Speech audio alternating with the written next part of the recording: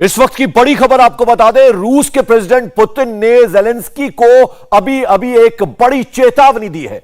Putin ने कहा Ukraine नहीं सुधरा तो उसका नामो निशान मिटा देंगे। इस वक्त की यह बड़ी खबर आपको बता दें, पुतिन ने बेहद सख्त लहजे में कहा है अगर यूक्रेन ऐसे ही लड़ता रहा तो दुनिया के नक्शे पर यूक्रेन नाम का देश नहीं बचेगा। तो यह कड़ी चेतावनी जो है वो रूस के राष्ट्रपति व्लादिमीर पुतिन की तरफ से आई है। पुतिन ने यूक्रेन को नहीं, आज अमेरिका को भी वार्निंग दी, युद्ध खत्म करने की टाइमलाइन भी बताई। पुतिन आज चाय पीने के लिए सामने आए और उन्होंने वर्ल्ड वॉर पर नया पर्चा चिपका दिया। पुतिन ने आज 3 बड़ी खबर खुद दी। पहली बड़ी खबर, यूक्रेन अब टिक नहीं सकता, उसकी मिलिट्री ताकत खत्म हो चुकी है। पुतिन ने कहा जेलेंस्की में अब दम नहीं है। दूसरी बड़ी खबर, जो लोग रूस पर प्रतिबंध लगाकर उसको झुकाना चाहते हैं, पुतिन ने कहा वो सुन ले, रूस झुकेगा नहीं। पुतिन का इरादा अब यूक्रेन से आगे बढ़ने का है। वहीं तीसरी खबर, जो लोग यूक्रेन को एयर सपोर्ट देना चाहते हैं, पुतिन ने कहा उसको भी वो युद्ध मान लेंगे।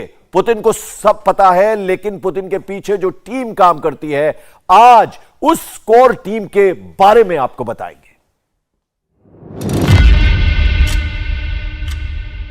पिछले 22 साल से रूस में एक ही नाम गूंज रहा है, व्लादिमीर पुतिन।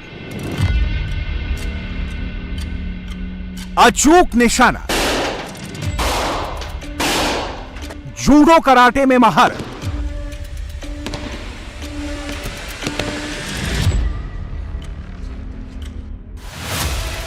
जंगलों में कैंपिंग करने के शौकीन, सेना का सबसे दमदार लीडर। हुर्रा!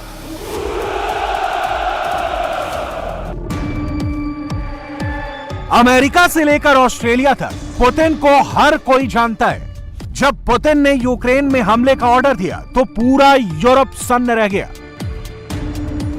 दुनिया को लगा था कि पुतिन यूक्रेन में सेना नहीं भेजेंगे, वो सिर्फ डरा रहे हैं, ब्लैकमेल करने की कोशिश कर रहे हैं। लेकिन पुतिन ने जंग छेड़ दी।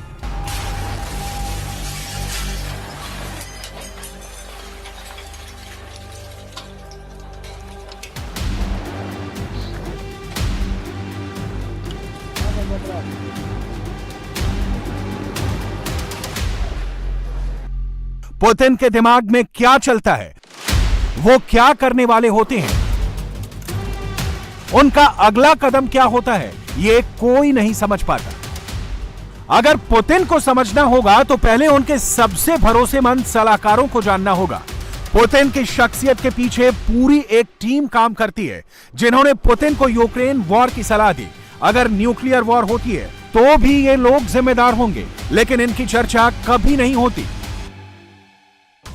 पुतिन की कोर टीम में 8 लोग हैं। रूस के रक्षा मंत्री सर्गेई शोइगु, रूस के सेना प्रमुख वैलेरी गेरासिमोव, सुरक्षा परिषद के सचिव Nikolai Patrushev, federal security service के निदेशक अलेक्जेंडर वोर्तेनिकोव, फॉरेन इंटेलिजेंस सर्विस के निदेशक सर्गेई नारिश्चिक, विदेश मंत्री सर्गेई लावरोव, फेडरेशन काउंसिल के अध्यक्ष वैलेंटीना मात्वियेंको और नेशनल गार्ड के विक्टोर जोलोतोव। सबसे पहले बात रूस के रक्षा मंत्री सर्गेई शोइगु की, जिनको रूस का अगला राष्ट्रपति कहा जाता है। सर्गेई शोइगु पुतिन के सबसे भरोसेमंद, सबसे करीबी हैं और लोगों की नजर में उनके उत्तराधिकारी। पुतिन अपने रक्षा मंत्री सर्गेई शोइगु के साथ कैंपिंग करने जाते हैं, जंगल सफारी में जाते हैं, मछलियां पकड़ते हैं, बर्फीले पहाड़ों में सर्गेई के साथ ट्रक चलाते हैं। जब पुतिन रूस को संबोधित करते हैं तो कैमरा उन पर होता है, लेकिन कैमरे के पीछे रक्षा मंत्री सर्गेई शोइगु होते हैं, क्योंकि जब बारी जंग की आती है तो पुतिन सबसे ज्यादा सर्गेई शोइगु की बात सुनते हैं। 2014 में क्रीमिया में मिली जीत के हीरो शोइगु ही बने थे। वो रूस की मिलिट्री इंटेलिजेंस एजेंसी के इंचार्ज भी रह चुके हैं। इस यूनिट पर 2018 में ब्रिटेन और साइबेरिया में, 2020 में नर्व एजेंट पॉइजनिंग के भी आरोप लगे। पुतिन ने जब न्यूक्लियर वॉर के लिए रेडी होने का ऑर्डर दिया तो उन्होंने सिर्फ 2 लोगों का जिक्र किया था। साथियों, जैसे आप देख सकते हैं, पश्चिमी देशों ने हमारे देश की इकोनॉमी के खिलाफ एक्शन लेना शुरू कर दिया है। जैसे कि वो प्रतिबंध लगा रहे हैं, जिसके बारे में हर कोई जानता है। लेकिन नेटो के बड़े देश के टॉप अधिकारी हैं, वो हमारे देश पर भड़काऊ बयान दे रहे हैं। इसलिए मैं रक्षा मंत्री और सेना प्रमुख को डिटरेंस फोर्स को जंग के लिए तैयार करने का ऑर्डर देता हूं। रूस के रक्षा मंत्री सेना की वर्दी जरूर पहनते हैं, लेकिन उनको सेना का कोई अनुभव नहीं है। वो मिलिट्री का हिस्सा कभी नहीं रहे। सेना कैसे काम करती है, कैसे मिलिट्री ऑपरेशन तय किए जाते हैं, यूक्रेन पर कैसे जीत मिलेगी, ये टास्क है रशियन सेना के चीफ वैलेरी गेरासिमोव का, जो पुतिन को पल पल की अपडेट दे रहे हैं। साल 2012 में पुतिन ने वैलेरी गेरासिमोव को सेना अध्यक्ष चुना था। उनका नाम सर्गेई शोइगु ने ही पुतिन के सामने रखा था। साल 1999 में चेचन्या जंग में वैलेरी की यूनिट ने जबरदस्त बहादुरी का प्रदर्शन किया था। तब से वो पुतिन की फेवरेट लिस्ट में शामिल है। वैलेरी गेरासिमोव के चेहरे पर भी कभी कोई इमोशन नहीं देखा गया, इसलिए उनको रूस में कभी नहीं हंसने वाला व्यक्ति भी कहा जाता है। जितना सख्त चेहरा है, उतने सख्त तेवर भी। वैलेरी यूक्रेन की मोस्ट वांटेड लिस्ट में टॉप पर हैं। क्रीमिया पर कैसे हमला होगा, ये उनका ही प्लान था, जिसके बाद यूरोपियन यूनियन ने उन पर बैन लगा दिया। 2014 में कनाडा ने भी वैलेरी पर प्रतिबंध लगाए। 25 फरवरी 2022 को अमेरिका ने वैलेरी को ब्लॉक्ड पर्सन लिस्ट में डाल दिया। लेकिन वैलेरी रूस की सेना की शान है, उनको हीरो माना जाता है। रूसी सेनाध्यक्ष यूक्रेन पर बहुत पहले से नजर बनाए हुए थे। जिन हथियारों का आज यूक्रेन इस्तेमाल कर रहा है, उसकी पूरी लिस्ट पहले से वैलेरी के पास है। यूक्रेन को हेलीकॉप्टर, ड्रोन, एयरक्राफ्ट दिए गए हैं। यूक्रेन खतरनाक दिशा पर जा रहा है। कीव मिन्स्क समझौता नहीं मान रहा है। यूक्रेन की सेना में अमेरिकी एंटी मिसाइल जेवलिन शामिल किए गए हैं। तुर्की से खतरनाक ड्रोन भी यूक्रेन ने खरीदे हैं। यूक्रेन ईस्ट बॉर्डर में उकसाने वाली कार्रवाई कर रहा है। यूक्रेन को कैसे कैसे कब्जा किया जाएगा, कब कहां पर कितनी जोर से हमला होगा, किस टारगेट को पहले तबाह किया जाएगा, सारी युद्ध नीति वैलेरी ने ही बनाई है। उन्होंने पुतिन को यूक्रेन जीतने की गारंटी भी दी है, वक्त भी बताया है और तरीका भी। अब नंबर आता है निकोलाई पात्रुशेव का। पात्रुशेव पुतिन के उन 3 सहयोगियों में से एक हैं जो 1970 के दशक में उनके वफादार रहे हैं। रूस के राष्ट्रपति पुतिन के करीबी वफादार लोगों को सिलोविकी कहा जाता है। निकोलाई पात्रुशेव भी सिलोविकी ही हैं।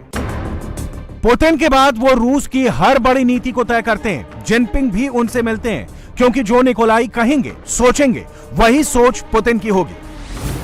यूक्रेन पर हमले के 3 दिन पहले हुई रूसी सिक्योरिटी काउंसिल की मीटिंग में पात्रुशेव ने कहा था कि अमेरिका का मकसद रूस के टुकड़े करना है। अमेरिका को लेकर पुतिन ने भी ऐसा ही कुछ बयान दिया था। हमारे बारे में युद्ध की बात की जाती है। हमें शक है यूक्रेन कोई बड़े मिलिट्री ऑपरेशन की तैयारी में है, जिसको हम होने नहीं देंगे। इसलिए जब अमेरिकी राष्ट्रपति बाइडेन से मेरी फोन पर बात हुई, तो मैंने उनसे यही कहा कि इस विवाद को सुलझाने के लिए टॉप अधिकारियों की नियुक्ति होनी चाहिए। मैंने साफ कहा था कि नेटो को आगे नहीं बढ़ना चाहिए। अब गेंद अमेरिका के पाले में है। Ясно, что один из важнейших элементов сегодня это стабильность и безопасность, обеспечение безопасности. पुतिन के सिलोविकी यानी सबसे करीबियों में अगला नाम है सर्गेई नारिश्चिक, जो पुतिन के पॉलिटिकल करियर में उनके साथ रहे हैं। नारिश्चिक रूस के जासूसी विभाग के हेड हैं। अभी हाल ही में पुतिन और उनका एक वीडियो वायरल हुआ था, जिसमें पुतिन ने कैमरे के सामने ऐसा कुछ कहा कि नारिश्चिक की जुबान लड़खड़ा गई। मैं उस प्रपोजल से सहमत हूँ कि कीव को मिन्स्क समझौते निभाने का एक और मौका दिया जाए। जैसे आज बात हुई, हमें वैसा ही फैसला करना होगा, वरना से क्या मतलब है? क्या आप एक बार फिर बातचीत करना चाहते हैं? नहीं, मैं Нет, или признавать суверенитет. सीधे बताइए। मैं मान्यता देने वाले प्रस्ताव का समर्थन करता हूं। आप समर्थन करते हैं या सिर्फ कह रहे हैं? ये बात सीधे बताएं। मैं करता हूं। हाँ या ना में जवाब दें। मैं करता हूं।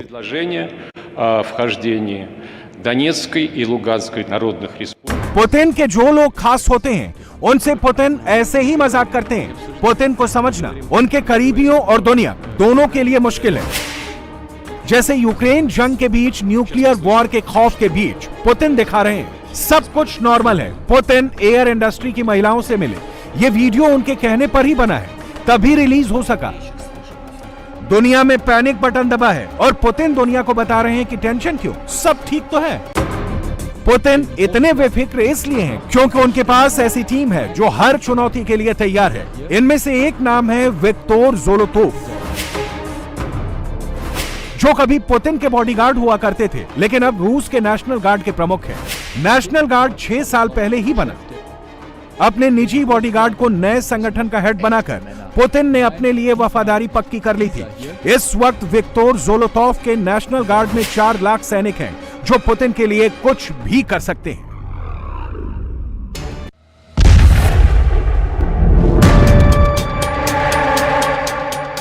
ऐसा नहीं है पुतिन ने एकदम से यूक्रेन पर जंग का ऑर्डर दे दिया था। पुतिन कोई तानाशाह या राजा नहीं है कि उनके मन में जो आया वो ऐलान कर दिया, बल्कि पुतिन भी रूस के संविधान से बंधे हुए हैं। उनको भी संविधान के मुताबिक काम करना पड़ता है। किसी भी देश पर हमला करने के लिए संसद की मंजूरी चाहिए होती है। मैं मानता हूं कि जो फैसला अभी तक रुका हुआ था उसको लेने का वक्त आ गया है। डोनेस्क और लुहांस्क गणराज्य को मान्यता देते हैं। मैं रशियन फेडरेशन की फेडरल असेंबली से अपील करता हूं कि इस फैसले का सम्मान करें और दोनों नए देशों के साथ दोस्ताना संबंध बनाएं। दोनों दस्तावेजों पर जल्द से जल्द साइन हो जाएंगे। रूस की संसद को फेडरल असेंबली कहा जाता है। इसके भी 2 सदन हैं। फेडरल काउंसिल अपर हाउस है, स्टेट ड्यूमा लोअर हाउस होता है। सदन से सेना भेजने के प्रस्ताव को पास कराने की जिम्मेदारी वैलेंटीना मात्विएंको को दी गई थी। वैलेंटीना पुतिन की कोर टीम में इकलौती महिला है। वैलेंटीना मात्विएंको भी सेंट पीटर्सबर्ग के जमाने से पुतिन के साथ है। साल 2014 में उन्होंने क्राइमिया के रूस में विलय में भी पुतिन की मदद की थी।